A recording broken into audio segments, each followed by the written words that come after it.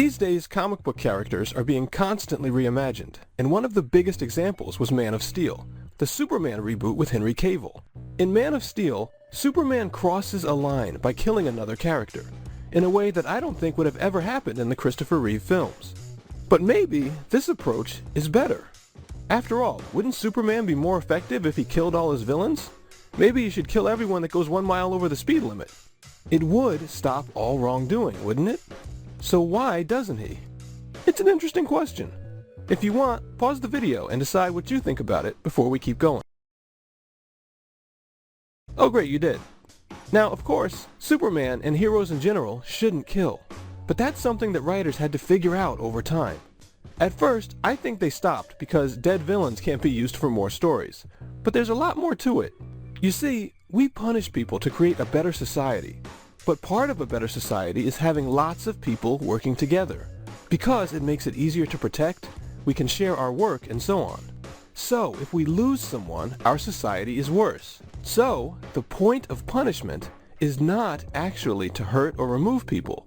It's just to make people not benefit from hurting others, so that their best option is to cooperate. And thus, the person has a chance to see this, learn their lesson, and go back to helping society. And so, if you punish someone too much, you not only can hurt them to the point that they can't help out, you also increase the risk of them wanting to hurt you back. And this limited punishment is what our instincts lead us to do. Our ability to be violent comes in only as a necessary response. Hit me. Go. Hit me. Go. And heroes play into these instincts. You might notice that in stories, the villain almost always attacks before the hero finishes them. And Christopher Reeve's Superman was designed to fit these feelings perfectly. He's a good-hearted person who only punishes people because he has to. And even when he does, he's nice about it. I think these two men should be safe here with you now until they can get a fair trial. So that the person he's punishing has the highest chance of seeing the error of their ways. But there's another side to things, which we saw in Man of Steel, which is that in some situations, we do have the potential to kill another person, mainly when that person is killing others. In the past, when there was more war, this was probably common, which is why Thor's hammer is fine with it.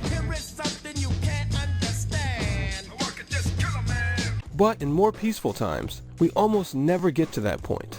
I think it's because we can't undo a killing if we misread things, and we permanently lose the chance for that person to help.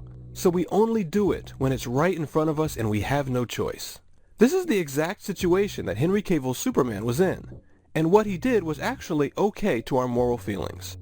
But, and here's the big thing, it was not okay for our other feelings.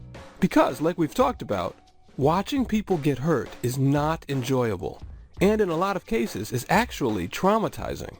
So while Superman should have the capability to kill in some situations, these situations should basically never happen in a story, because they're not enjoyable.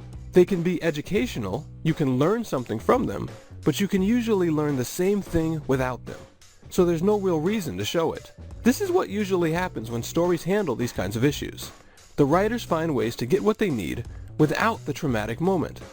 And this is where I think Man of Steel probably made a mistake. They set up a situation that wasn't morally wrong, but caused unnecessary bad feelings. Superman could probably find a million other answers to that situation. And if you really want to make it life and death, you could have Superman come within inches of killing and then have someone else do it, or have something else happen. And so, I think a lot of bold choices were made with Henry Cavill's Superman, but ultimately, the Christopher Reeve version handled things better. Either way, I'm looking forward to Justice League and seeing where they go with the character.